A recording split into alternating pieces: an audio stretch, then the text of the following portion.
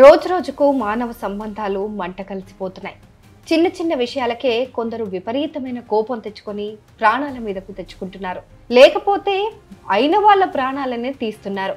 ఒక్క క్షణం ఓపిక పడితే చాలనుకునే విషయాలకు విపరీతంగా స్పందించి జీవితం మొత్తాన్ని నాశనం చేసుకుంటున్నారు. అచ్చు అలాంటి సంఘటనే దేశ రాజధాని ఢిల్లీలో చోటు చేసుకుంది. టెంపోలో ముందు సీట్లో కూర్చునే విషయంలో తలెత్తిన వివాదంతో కన్న తండ్రినే చంపాడు ఓ కొడుకు. తన తండ్రి ముందు సీట్లో కూర్చోనివ్వలేదని ఆ కొడుకు ఏకంగా తుపాకీతో కాల్చి చంపేశాడు.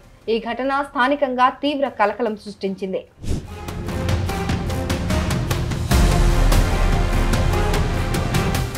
పోలీసులు తెలిపిన వివరాల ప్రకారం రిటైర్డ్ సిఐఎస్ఎఫ్ సబ్ ఇన్స్పెక్టర్ అయిన సురేంద్ర సింగ్ కు 26 ఏళ్ల దీపక్ అనే కొడుకు ఉన్నాడు.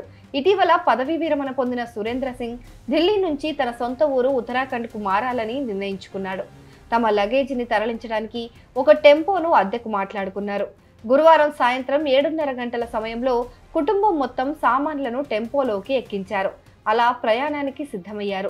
ఇదే సమయంలో తండ్రి కొడుకుల మధ్య ఫ్రంట్ సీట్లో ఎవరు కూర్చోవాలనే దానిపైన వాగ్వాదం మొదలైంది. వెనుక భాగంలో సామాను ఎక్కువగా ఉండటంతో సురేంద్ర సింగ్ ముందు సీట్లో కూర్చుంటానని చెప్పాడు. కానీ కొడుకు దీపక్ కూడా నేనే ముందు సీట్లో కూర్చుంటానని అన్నాడు. ఇలా ఇద్దరి మధ్య తీవ్ర గొడవ జరిగింది. ఏకంగా కొట్టుకునే స్థాయికి వెళ్ళింది.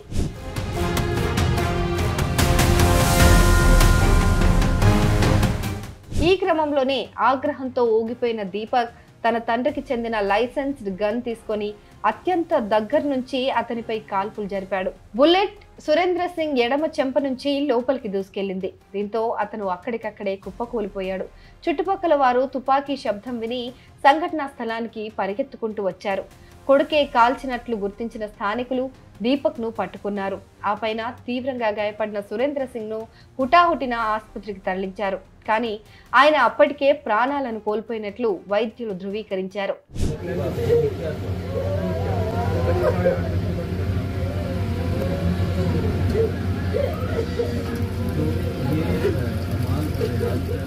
దీంతో స్థానికులు పోలీసులకు ఫోన్ చేయగా హుటాహుటిన వారు రంగంలోకి దిగారు.